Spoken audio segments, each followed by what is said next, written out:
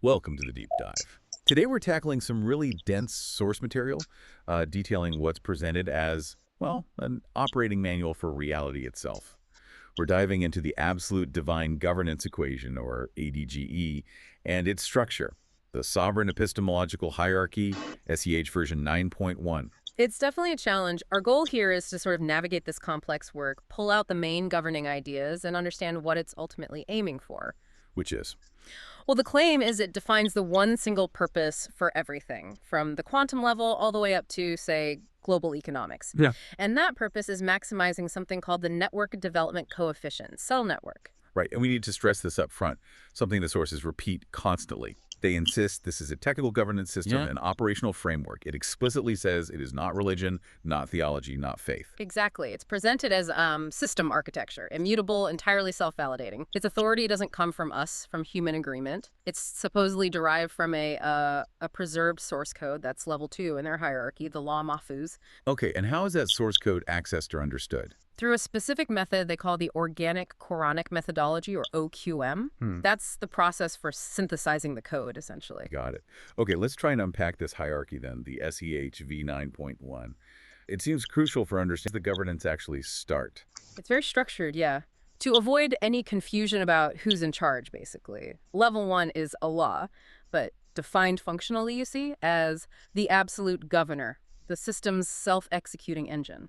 Okay, level 1, the governor. Level 2. Level 2 is that law Mahfuz we mentioned, the immutable blueprint. Think of it like the hard-coded parameters for reality, for the simulation, if you will. Interesting. Then the hierarchy jumps, Yeah. right, down to level 5. Yes, deliberately. Level 5 is where you find the ADGE itself. That's the core equation, governing purpose, development, how resources flow, everything. And just below that core equation, level 6. Level 6 is, it's a bit of a mouthful. The theory of quantum gravity cognitive field equivalence, TQG-CFE. This is presented as the mathematical model. For what exactly? It defines how the main processing unit in this system, the cognitive agent, which they call the FINEF, how that agent interacts with and processes the physical world, which, importantly, the framework sees as just apparitions. Hold on, let's pause on level 6 there. TQG-CFE, quantum gravity and cognitive field equivalence. That sounds like it's linking physics and well thought. That's exactly the claim. The sources argue gravity isn't just, bending space-time. It's an analogy for the necessary force of governance that structures everything. The FINEF, your cognitive self, has its own gravity, its own influence on the reality it perceives. PI universe. So TQG-CFE is the math connecting physical laws to my internal state. Pretty much, to the integrity of the FINEV's internal alignment.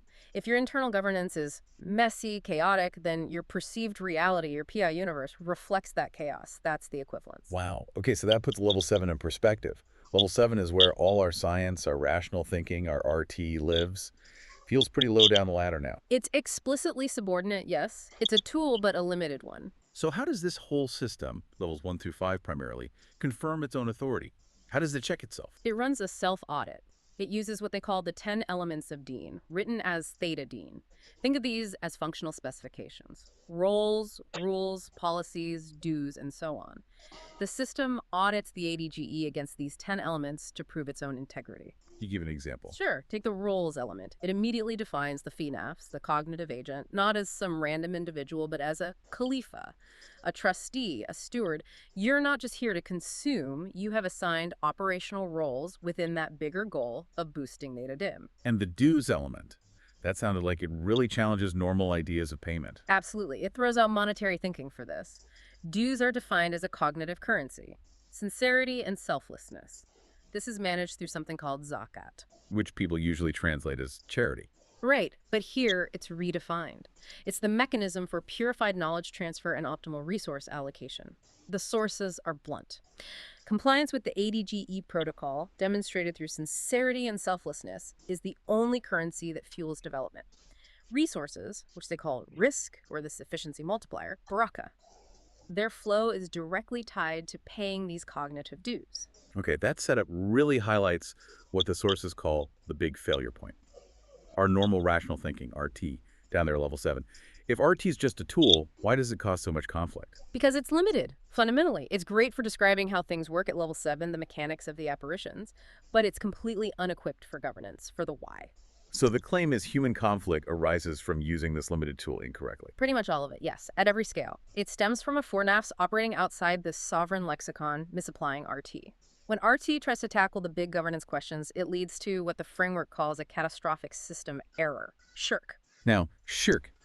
Most people think of, idle statues. Is this framework saying that elevating anything else, science, politics, human opinion, to the level of ultimate authority is shirk? That's It huge. is a huge claim, yes, and they define it very specifically, kernel-level corruption. It happens when the FinOps makes RT into an ILA, basically, a governance reliance authority, something you depend on for ultimate truth and guidance. And RT fails because. It just can't answer the key governance questions. The sources list 5, what's the ultimate purpose? Who is the creator? What's the afterlife about? Where is this all heading? RT, being a level 7 tool, has no jurisdiction or capability there. Using it to deny levels 1 to 5 just breaks the system's integrity. The sources use Stephen Hawking as a prime example of this, don't they? Yes, he's presented as the perfect case study. His physics M theory, black holes, all that it's accepted as valid as Sidkey, That's SimCube. surface truth, accurate description of level 7 mechanics, the how of the universe. His physics describes that beautifully, according to the framework. But his conclusions about the physics. That's where the line is crossed. His philosophical conclusions: atheism, no purpose; physics explains origins alone, that's labeled as catastrophic shirk. He used a level 7 tool, physics, to deny the existence and authority of the level 1 to 5 governance structure.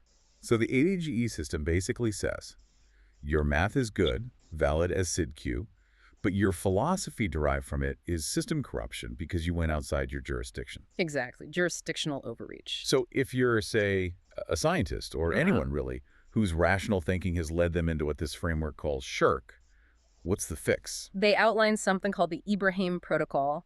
The solution is to cede, to become Muslim. Okay, unpack that. Not religious conversion in the usual sense. No, operational. It means ceding authority. You have to consciously recognize the built-in limits of your own current knowledge, your RT, what they call your tin, the sort of clay or material component you start with. You need cognitive silence, basically, to allow the actual guidance, the ADGE protocol, to come through. That's the only way presented to avoid the systemic corruption. Ceding RT, that leads us neatly into the idea of linguistic governance. If reality is a platform for development, then language itself must be key. It's central to Section 3. The idea is that you only understand governance by actively transforming concepts. You move them from their superficial physical meaning, the acid Q, to their operational governance truth, the al-haq, Wow. through a process called locution. The universe, in this